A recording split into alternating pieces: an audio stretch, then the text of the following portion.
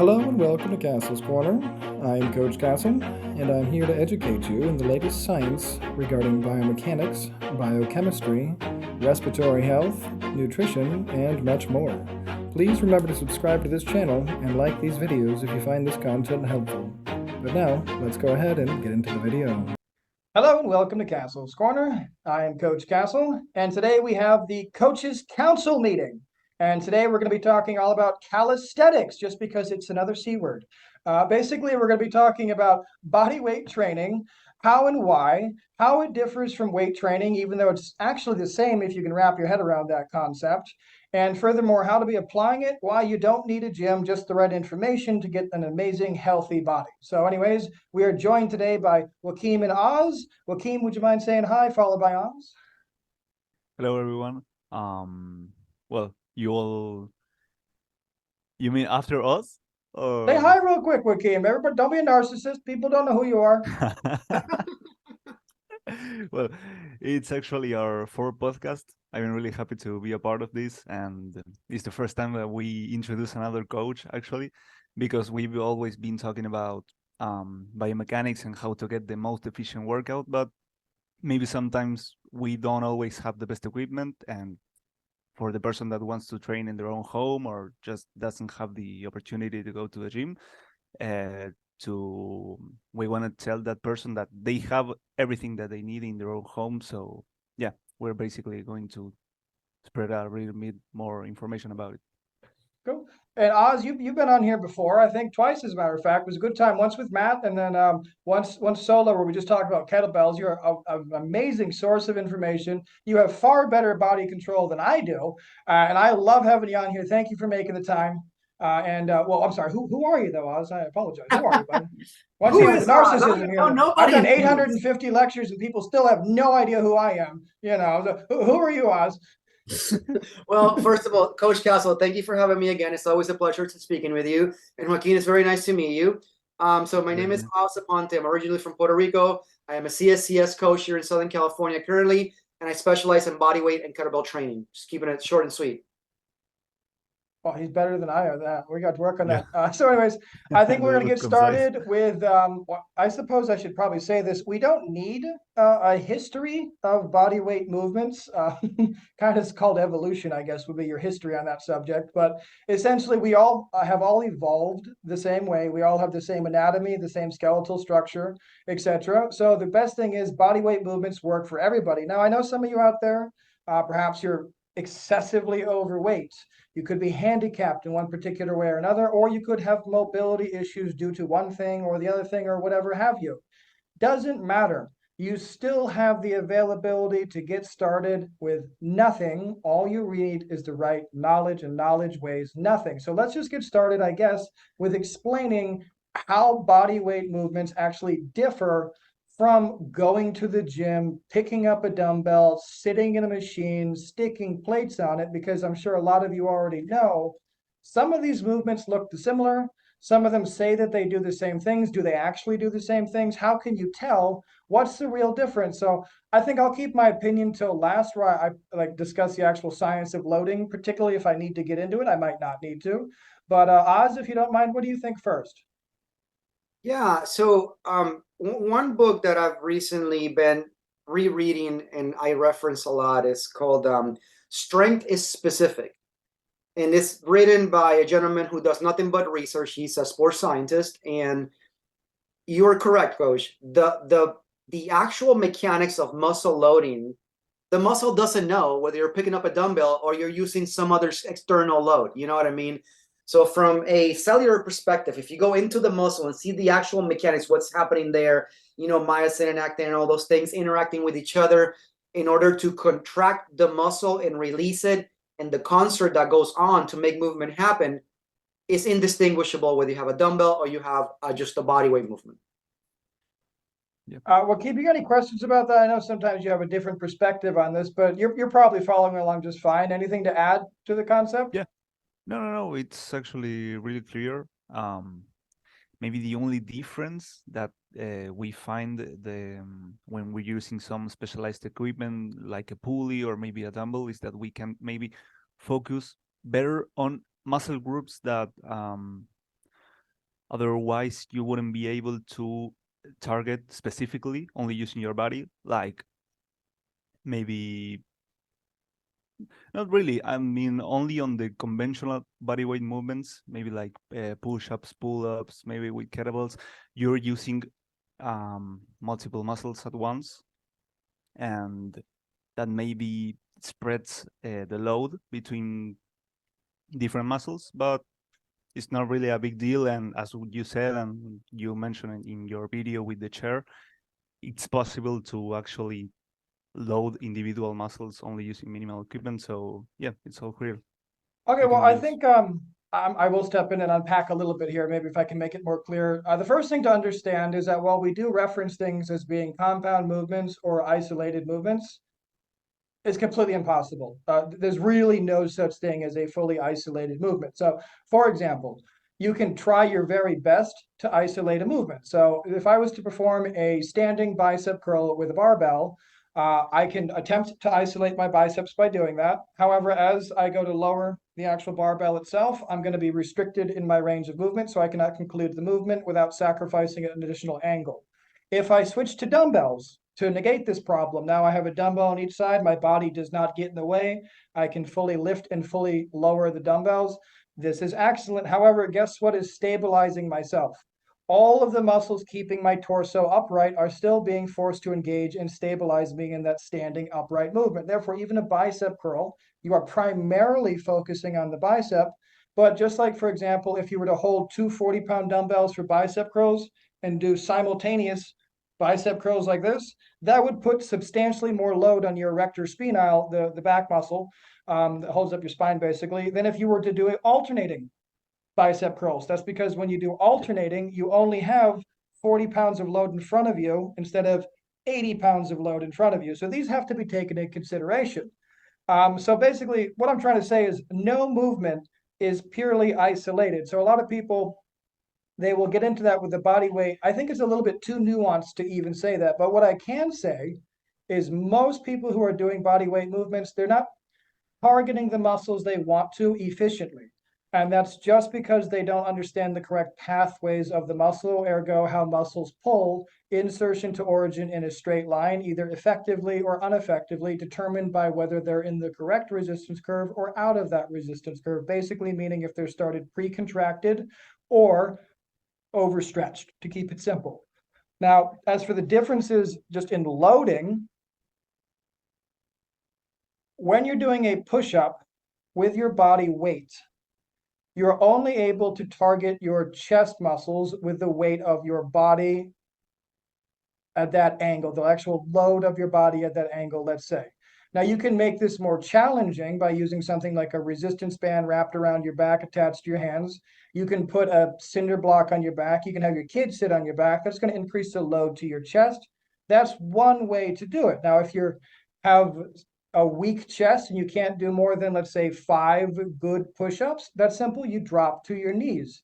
You get the idea. This is just how you're changing loading to the actual chest muscle. If you want to increase the load, you throw something on the back. So as that is pressing down, gravity is pushing down on you. In order for you to resist gravity to complete the movement, your pecs, which are attached here on the sternum, the origin, and the insertion on your upper arm, the insertion has to be pulled toward the origin. In order to resist gravity, my upper arms have to be pulled together, thus forcing myself away from the floor, resisting gravity, resulting in a chest contraction.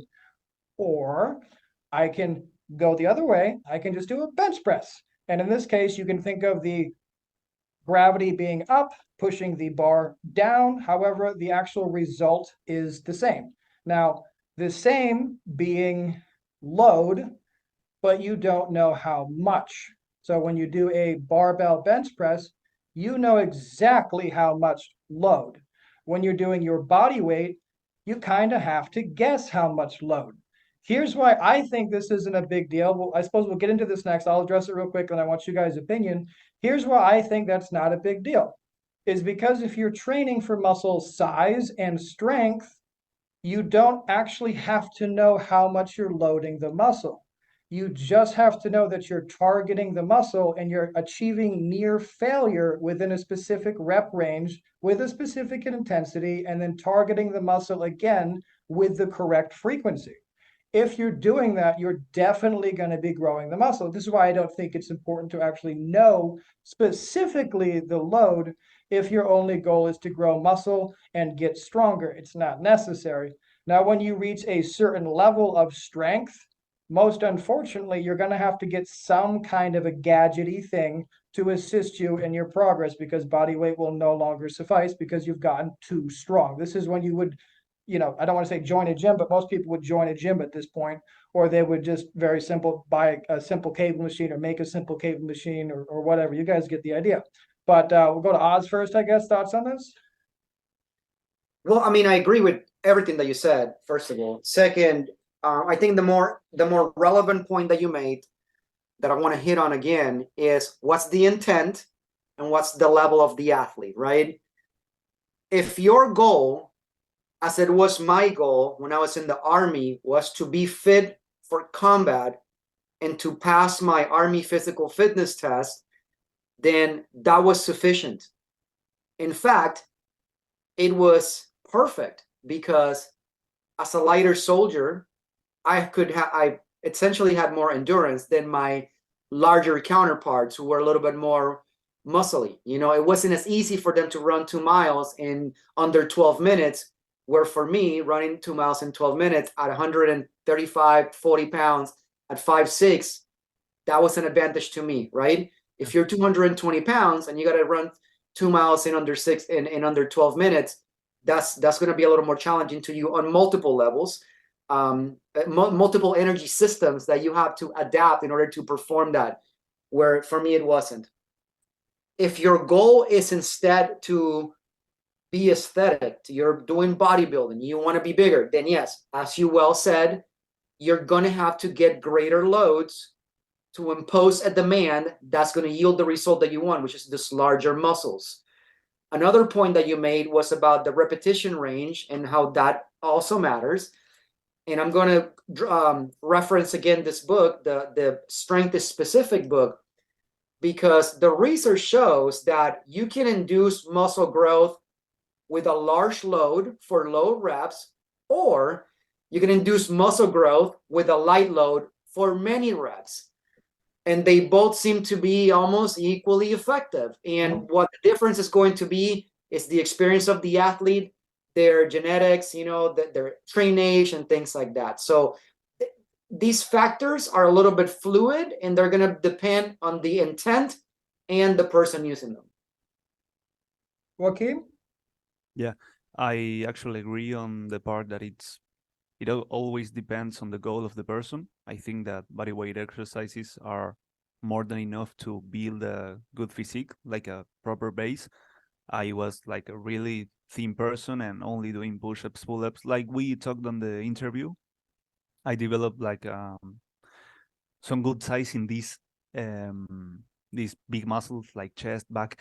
Maybe I had the lacking part on my smaller muscles like the shoulders, maybe the legs, but it was not because of the exercise in question, but because of me not having the right tools to actually target these muscles. And there are multiple ways to progress with this, because I've noticed also the plateau maybe on push-ups.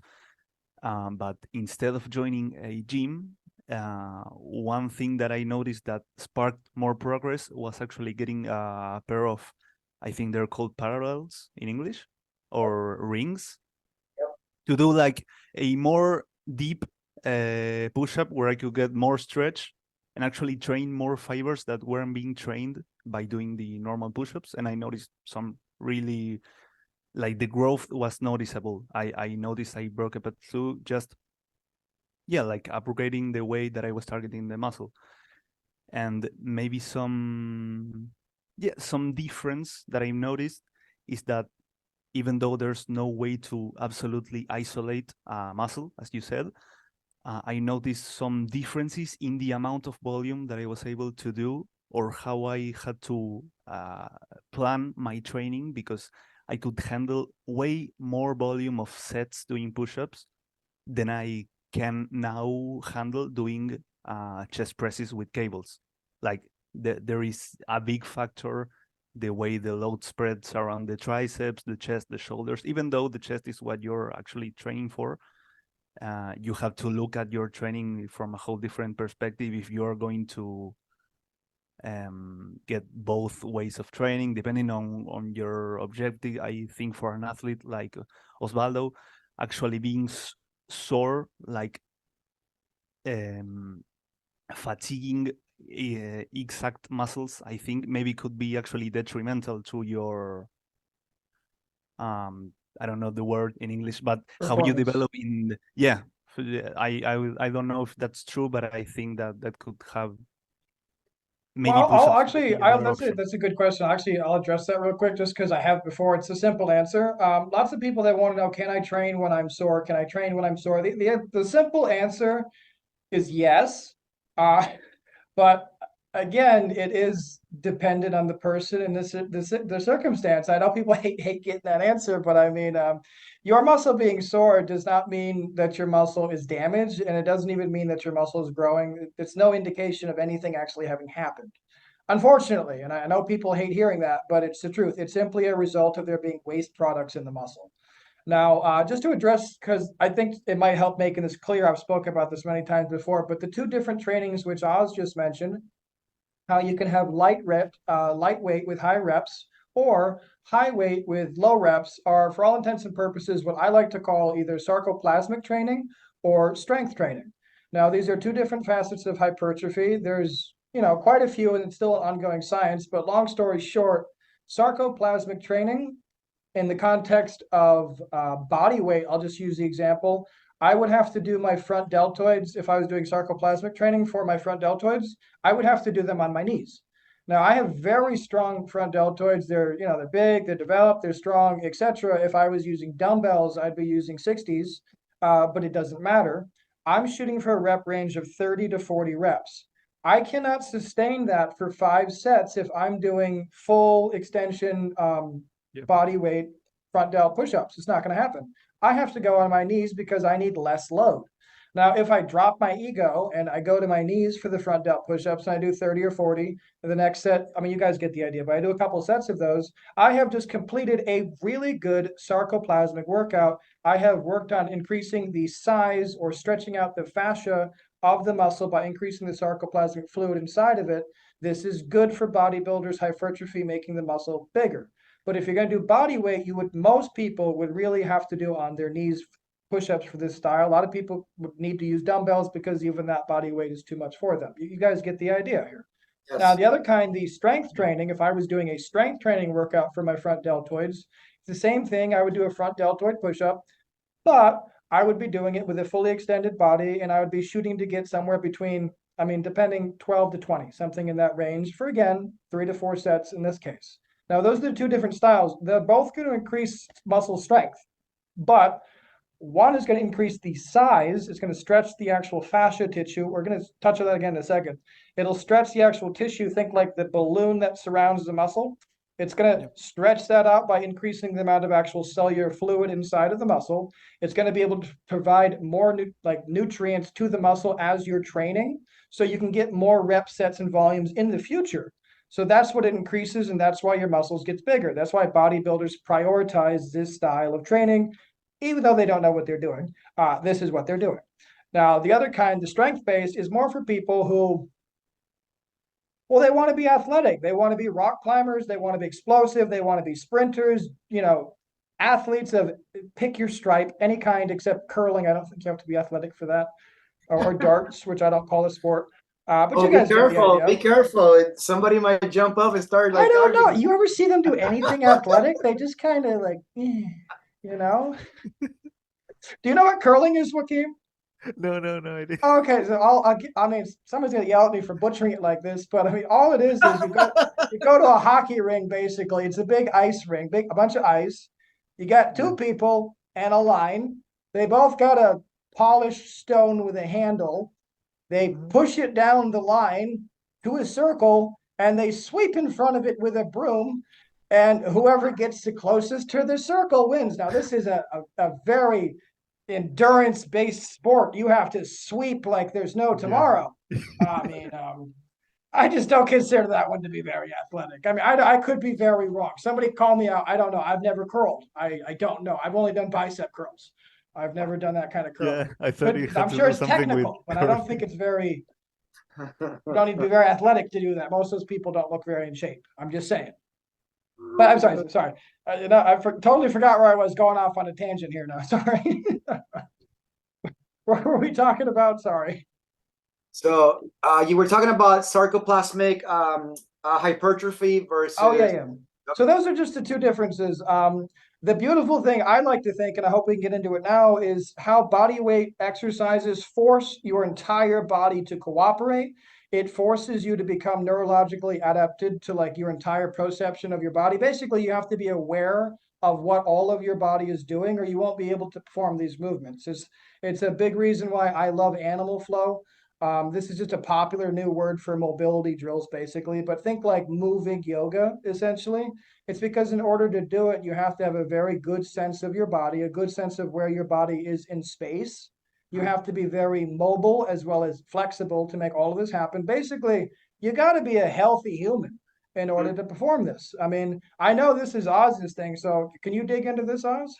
Of course, yeah. So I think when you start to look a lot of the systems that you kind of prep me for today, right? You said, hey, we're going to maybe talk about this, we're going to talk about that. When you look at the origin, talk about TACFIT, talk about ground force method, animal flow. What you see is that a lot of these systems were born out of the necessity to work with populations who were probably not 100%, or with aging athletes, master athletes that wanted to create something that was more accessible and restorative for the body, which I think is where you were kind of heading with this whole thing, and how the body has to work as a unit with the body weight. And I have to say, that's one of the first things that I bring up when I'm trying to educate a new student of mine and the benefits of body weight training, is that if I give you a dumbbell and I tell you to hold it out in front of you as, an example of like a front raise, but we're doing it isometrically, you're just holding it. The stimulus from the external load is going to cause you to reflexively contract and stabilize the body. If it's a adequate load, right? If it's something beyond your capacity, obviously that experiment doesn't work. But when you're talking about body weight, put somebody in a push-up position and explain to them the basic performance of a push-up, right? You're going to flex your elbows, descend down to the ground, and come back up without anything else. This kind of just kind of exploratory type of thing, guided exploration as they call it. Then what you may notice is that they're unable to make that concert happen efficiently. Like, will they stabilize their trunk musculature together with their pelvis and be able to express that strength into the upper limbs and lower limbs to maintain the body as one unit as you come up and down? That is not as intuitive as holding a weight in front and being able to lock down the body to make that happen. So there's something a little bit more challenging about the body weight stuff, especially when I start to get into the very high level stuff. Like Joaquin, you were talking about working with rings, right? Yeah. If you do a push-up, a regular push-up versus a push-up with rings, the difference of the contraction that you have to do in amazing. the Yeah, yeah, body yeah. is different, right? It's a I very feel all different type of different muscles everywhere, like little muscles. I developed a different type of strength just by using rings. I am sure of that. right? Yeah. So I think that is a distinct and characteristic of bodyweight training that you're not going to get with your traditional loading. Now, as you said, Castle, it is impossible to isolate anything. It's an illusion. Everything is so very integrated. So it's trying to bridge that gap. It's trying to teach people how to move their body without that external weight and induce that tension themselves. If you can master that and you can bring that quality and skill into your regular weight training, you're going to be far better off for it. I think we should get into a couple examples of how the same thing I'm sorry, how different things rather can look like the same thing, and people get very confused about this. So again, I was literally thinking about this morning. I don't know why it just came to mind. Long time ago, I used to go to a gym. I don't remember the name. It was just a crappy little gym with crappy equipment. God knows, I don't know. It's just some gym. I don't even think I paid. I think I stopped paying 3 months in, but kept going. But anyways, because you just walked in, there wasn't a card or anything, so I was just like, oh, everybody knows me. Keep going. But anyways, so sorry. So here's the thing: is I would always see this guy, and he was always doing push-ups, push-ups, push-ups, push-ups, push-ups, push-ups, push-ups, push-ups, push-ups, push-ups. I said, oh, what are you doing all the push-ups for? He says, I'm doing a push-up challenge. I said, oh, how exciting! This is back when I thought that was a wonderful idea. So oh, how exciting! I'd like challenges. Oh, yes. What is this challenge? He says, well, every day I do 100 push-ups. Okay, cool. How do you do them? I just do 100 as fast as I can. Okay, cool. And I would see him do his 100, and they were not push-ups. You probably, they were like these little half measure, half rep push-ups, and he'd call them 100 push-ups, and it'd be done. Move a couple inches. That's not a push-up. Another guy in the gym, he would do explosive calisthenic movements. So he would do push-ups, but then he would jump in the air and he'd clap his hands a couple times, he'd go back down. And then there was a whole class who did push-ups, but they would always do all kinds of push-ups. They didn't even look like push-ups to me, so I was very confused. Everybody's talking about push-ups. Now, this is why when I use my words, I try to be clear with them. So there's just where you put your hands in relation to your torso designates what kind of a push-up it is. Now, to be clear, though, it's not just the hand placement. It's actually what the upper arm bone is doing and what this bone is doing. So those two are your levers.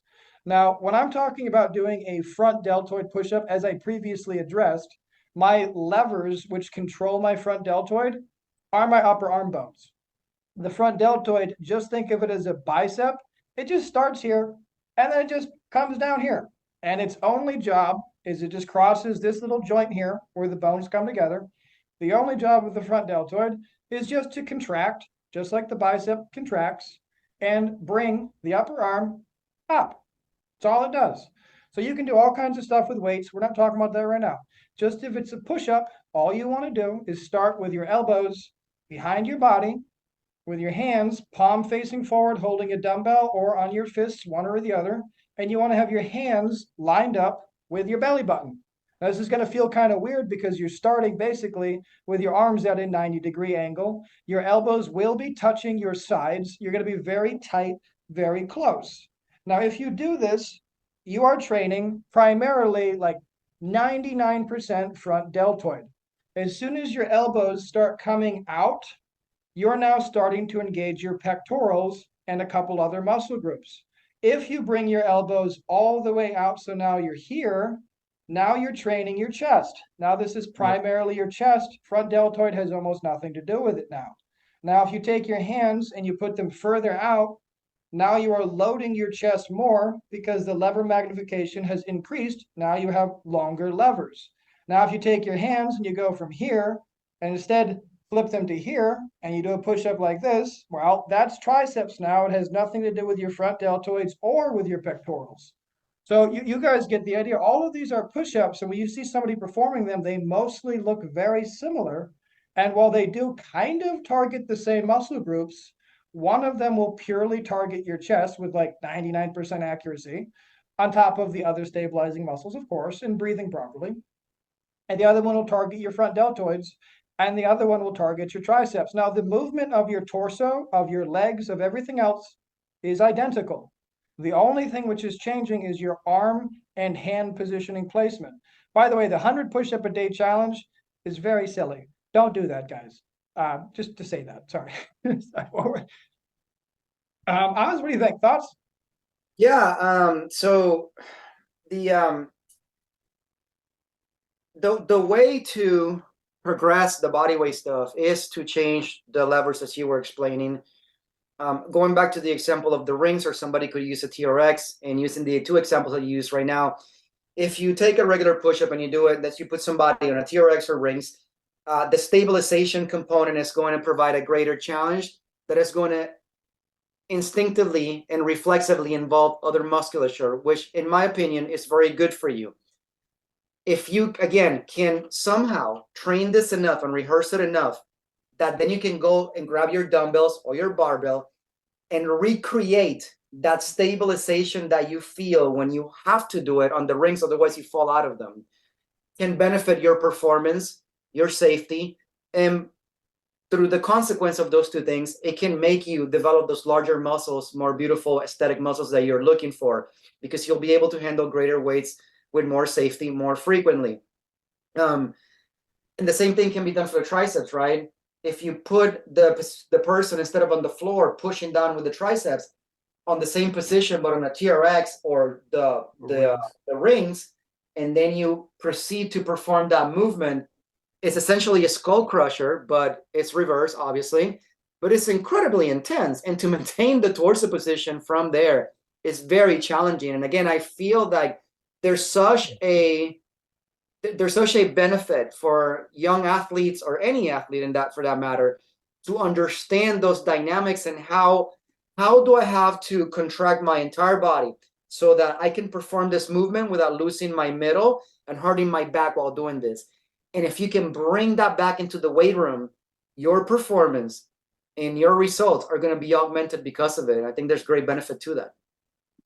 I don't even I know where actually to wanted begin with the benefits. to Yeah. Oh, sorry, Joaquin.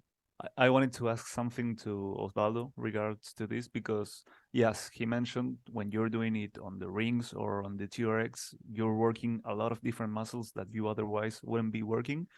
And I felt these benefits, like repeatedly doing things on the rings. I noticed I was getting more stable, and it helped me when I had to do them on like fixed bars. It was like so much easy. But I know I did these things, these type of exercises, because at the time I couldn't go to the gym. It was the pandemics, and I wasn't really aware of other options like I am right now, like intelligent training with biomechanics, taking advantage of that, of pulleys, cables. And even though I know I gain more body awareness, is it a type of body awareness that translates to all areas of your life, that makes you a more functional human being, or is it just specific to those exercises that you are trying to use? Do you think it's for somebody who is purely focusing on just wanting to develop their muscles? Is it worth to include this exercise, knowing that they have more stabilizing factors, but maybe are less efficient on training these muscles? Yeah. And for athletes, you actually mentioned that it's good for younger athletes also to include this type of training. Yeah. You think it's actually a good choice? Is it as good as specific training for the athlete for their own sport or their discipline? You would actually compare it to the and why? What's your opinion on that? Yeah. So my opinion on that is that if you look at it from a neural perspective, what we're aiming to do as human beings, regardless of the tool, regardless of the methodology, however it is, the nervous system is always the governing system. And a fundamental principle of looking at things from a neural perspective is to create a predictable environment for the nervous system to operate in, where there's no threat level, so that nothing is like, I've never done this before.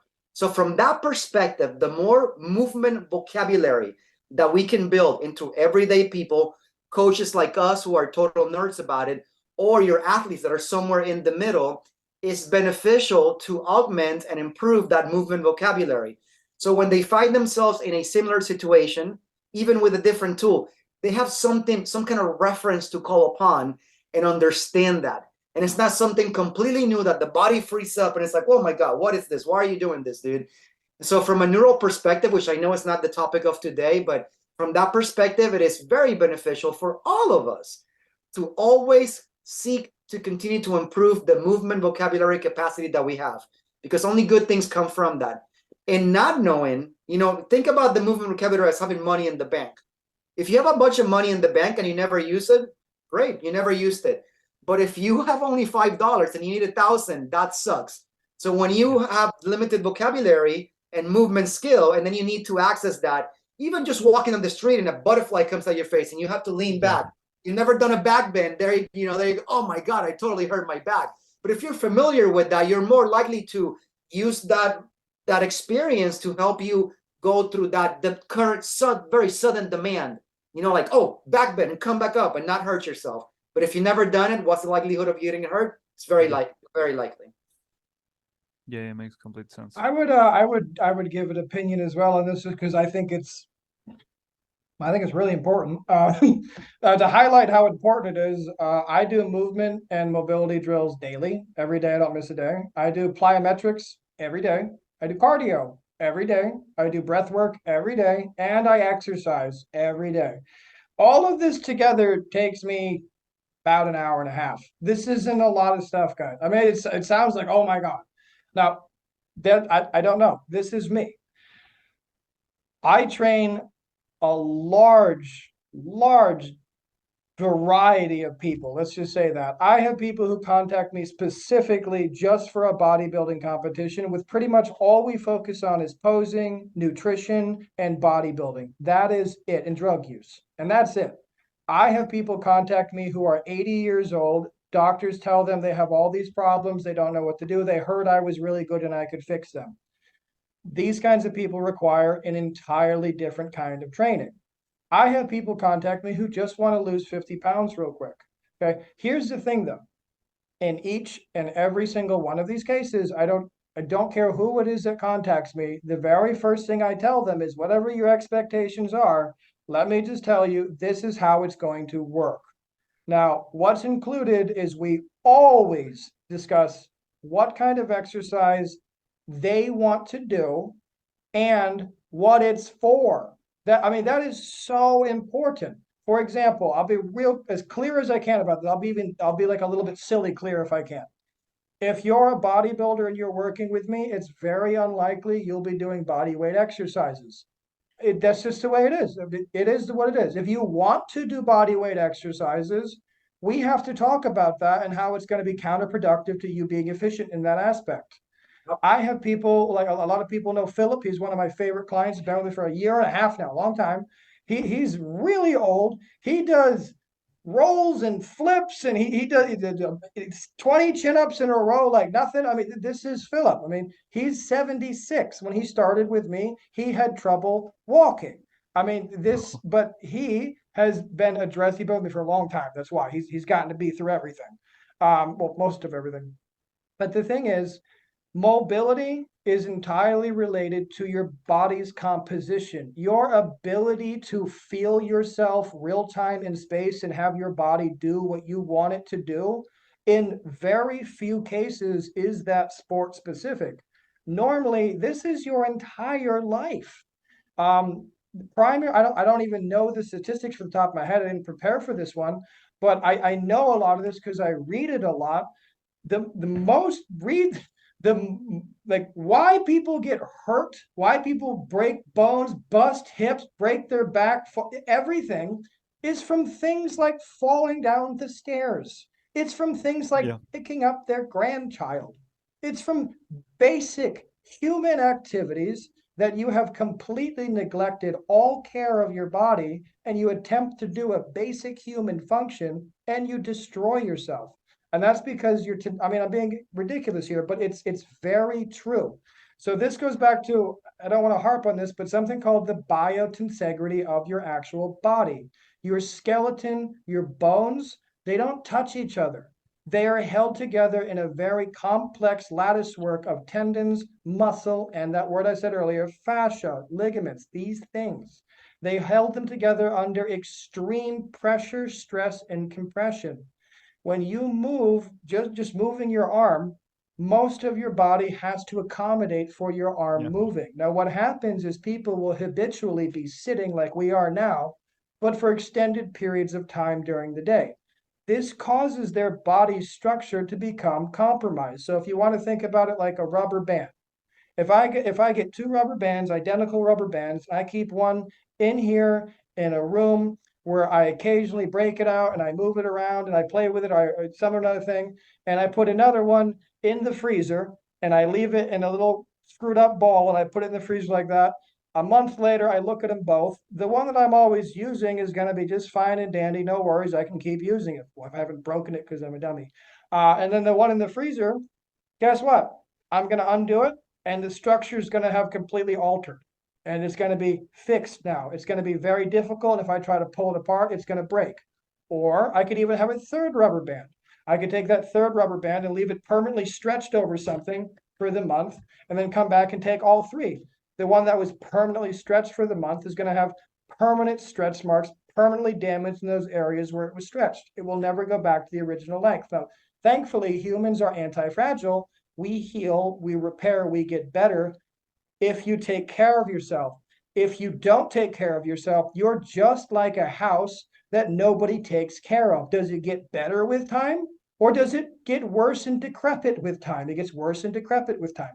Some of us prioritize our health, we take care of it. You should too, but you also have to do it intelligently. So if you're just sitting all day slumped over, well, you're going to get short locked pectorals. You're going to get short locked serratus anterior. You're going to get long locked trapezius. You're going to have permanent neck problems. You're going to get kyphosis in your spine. You get the idea. And if you're working all day, standing up, doing construction, continuously lifting heavy loads like this all day, that's going to compromise you in another way. These compromises of you're damaging your body or permanently altering your body can easily be rectified by 5 or 6 minutes of mobility work a day. And that kind of stuff's really fun to do anyways. Like it feels good to do it. Every day you wake up, and when you wake up, you're just covered in this crap that basically cobwebs in between your muscle fibers. And you need to stretch first thing in the morning and move. And if you don't stretch and move first thing in the morning, those cobwebs get thicker and thicker and thicker, like more and more spiders on Halloween, denser and denser, and then that turns into immovable tendons, ligaments, and fascia. Then you're permanently screwed until you do a lot of work to fix that. I'm talking years of work to fix that. I know. I help people with these problems all the time. I'm sorry for the rant, guys, but I think did I hit all the heads on that? What else you got, Oz? No, I'm with you on all of that. You know, we were talking about tensegrity and fascia, and I would like to add, and I know you know this, but perhaps some of the listening people don't. It's that fascia is neurally active. We now know that this, you know, there's been quite a lot of research recently that says that fascia is very neurally active. When you're talking about this last session that you were talking about how people get stuck in certain patterns and things like that, right? So to revert back to the biomechanical model, we know that your tissues, both bone and muscle, will strengthen along lines of stress, the ones that you apply to them.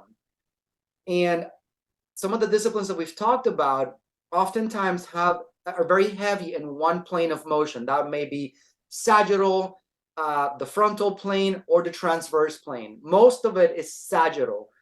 What these other disciplines can do for you is that they can provide almost like an off-season, rehabilitative, restorative, and more comprehensive movement pattern so that you can stimulate your tissues in other areas and other planes of motion that you typically don't, therefore bringing balance to your body.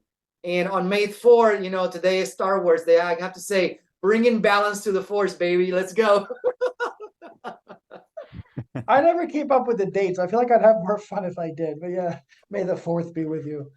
I guess one last thing I would like to add, just in terms of the fascias, you made a really great point. I think most people know, like if they were to look at a bone, your bones kind of have like cobwebs inside of them too.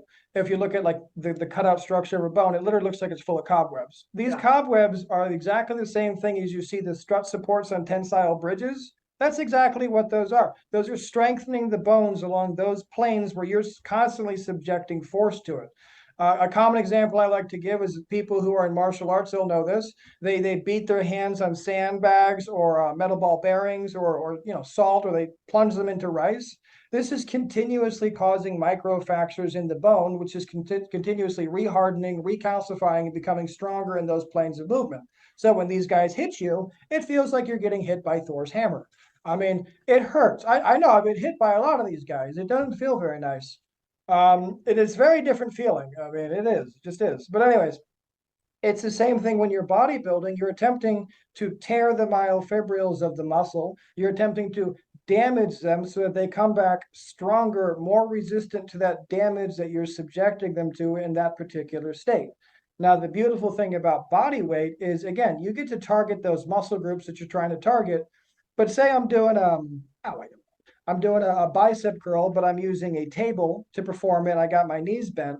I have to hold myself stable. I have to be able to brace my core. I'm using my serratus anterior, my obliques, my transverse abdominis. I'm using my glutes heavily. I'm contracting all of these muscles.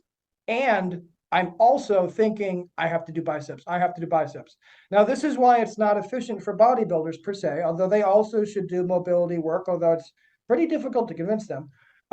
You do also have to do mobility work, even if you don't like the stretching and all the movement stuff or whatever. Just think about it for your posing routine, guys. Mark, think about it for your posing routine. You still have to be very mobile and graceful, which means you Yeah. have to have a good sense of perception where you are in space. Think about it for posing. You can't pose correctly if you don't know exactly how far your scapulas are from one another when you're contracting. If you don't know without looking exactly where your elbows are, you have to, like, what you got to know. You got to know without looking, and you got to be really good because you're on stage in front of people. There's no mirrors, guys. You got to know. Sorry. Joaquin, I what actually do you guys wanted say? I know. to I wanted to add something about what you just said, because I feel like this fascia training that you've been talking about, and now Osvaldo also talked about biointegrity, it feels like it's what complements these biomechanical perfect exercises, because even these perfect exercises and also rigid movement patterns like push pull in because they are like fixated movements, and this fascia training, this animal flow, is like a way of doing a more integrated movement, and maybe in my own opinion and experience could be even more helpful than just learning this getting this neural perception of how to hold the plank in a push-up position. Maybe it's even more helpful for the whole movement of the body. Because I've seen a lot of old people, like when they from a whole lifetime of maybe not doing that much movement, being more like sedentary as the years pass. I'm actually starting to wonder if the problem of these old people is that they get more rigid and unable to walk or move because they're losing muscle, or because their fascia is so deteriorated for not being like moved. Because I know some people that are maybe old, they're muscular, but have the same problems as a sedentary person in terms of being able to move freely through space. And I know that with these biomechanically perfect exercises, you're stretching the fascia with the sarcoplasmic training, but it's in a certain way, I think, the individual fascia of the muscle, but you're not using the whole fascia in an integrated way. I've seen the graphs where the fascia, it's like Well, let me it see if covers the whole body. I Yeah, think I could probably answer this pretty quickly. I think I know where you're going with this. So, whenever I train somebody, I mean, it doesn't matter how I'm training them, in person or online, we always start off. I mean, well, I'll skip ahead a little bit. We kind of get a little education first, so we go through some stuff. But then we get to the biomechanical exercise. We eventually, at some point in time, will be getting to performing correct exercises, because I'm not teaching power lifters. If they contact me, I send them to somebody else. You know what I mean? Like, I don't deal yeah. with these people. I train people who want to have healthy, intelligent, bodies. But eventually, we will come to the exercise part where we start talking about exercise. When we start, I start almost everybody with some basic stuff. Here's dumbbells, guys. Here's how we do biceps with dumbbells. Here's how you do quads with dumbbells. Here's how you do hamstrings with dumbbells. I mean, literally, we go through dumbbells for every single muscle group. If it comes to the legs, I'll strap it to their foot with a belt, or they'll use a monkey foot. It's dumbbells for every single muscle group. Okay. Then we'll move to cables. And then I will explain how cables are actually identical to dumbbells. But the really cool thing is you can sit down or lay down or whatever you want and position your body so it is completely stable and you're isolating the muscle to the best of your abilities. When we finish with cables, then we go to body weight. Now, here's why we go to body weight afterwards, is because you have to have a comprehensive understanding of both of those things first. Dumbbells is easiest to relate to, cable secondary, but it helps explain about the force and the loading. Then, when we finally get to body weight, you fully comprehend that a dumbbell press like this is the same thing as a cable press like this. Doesn't matter the position of your body, just the torso in relation to your humerus. So when we get to the body weight stuff, not only do I always encourage them to do body weight, but I encourage them when they're doing their workouts in the gym to use their body intelligently during the workouts to the same effect. So, for example, I know Oz, you'll pick up on this right away. If they're doing triceps extensions, they're doing one arm, they're standing up and they're doing it with a split stance. This way they have to rigidly brace everything. I always say, like a statue, like a statue. Everybody's probably sick of hearing me say it, but like a statue. Don't move anything except the target limb. But in order to hold yourself immobile against even just a tricep extension is really very difficult to do. And again, any number of the exercises. So if you're going to be doing legs, I'd say don't use the leg extension unless you're a bodybuilder, obviously. Use sissy squats. You get the idea. The loading principle is the same, but again, I could keep giving you guys examples, but the objective is when you're doing your workouts, lots of times I'll have somebody say, well, yeah, but coach, I can get more reps when I do the dumbbells and I'm sitting in a bench and I'm sorry, I'm standing, I can get more reps. And I say, it's nice you're standing, you get more reps. That's because you're using momentum. I don't want you to. I want you to sit down and perform them, and you're only going to do 12 reps instead of 18, but you're going to destroy the bicep. Now, that's in the beginning. Later on, we'll do standing bicep curls. I'll have them do a split stance, hold their upper arm completely immobilized, and once again, they will then be failing exactly as if they were sitting. So now they fully have full control to make themselves a statue in any position. It doesn't matter. And then we can start doing the animal flow and the ground reaction training and plyometrics and stuff. But they already have basically mastered them because we've been doing stretching this whole time. So at that point in time, I basically show them and then they just do it. I didn't know I could do that. How crazy. I'm like, well, you're flexible and you're strong and you have good balance and you're very stable. Of course you can do this. It's kind of a little retreat at the end. Usually people treat it like a trophy, actually. That's why I like to end with it because it's fun. But then they usually end up using it as a warm-up. Just a 5-minute, I call it a 5-minute flow. Do whatever you want. I teach people like 50 or 60 different movements. I say, here's all the movements. Play around, move them together, go slow, go fast, bring a friend, have fun, but then do your workout. But anyway, those are my thoughts on it. I do have to be wrapping up now, guys. I do apologize. Final thoughts, guys?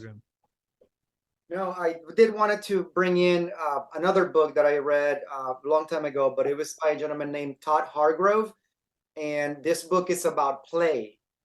And he is talking about the importance of play within physical fitness and neural health. And I think that's what you were referring to there. And so I think that's an important part to try to improve there. And then for Joaquin's point that you were talking about, the older people and their tissues deteriorating and all that stuff, here's another important part.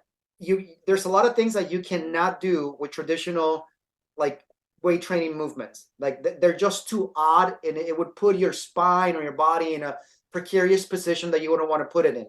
But we know that tissue stimulation happens very much locally. So if you do heavy bench presses, the cascade of hormones that is going to affect that worked area is going to be specific to where you work.